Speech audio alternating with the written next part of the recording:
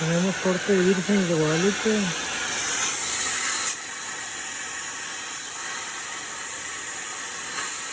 Es en metal, calibre 13.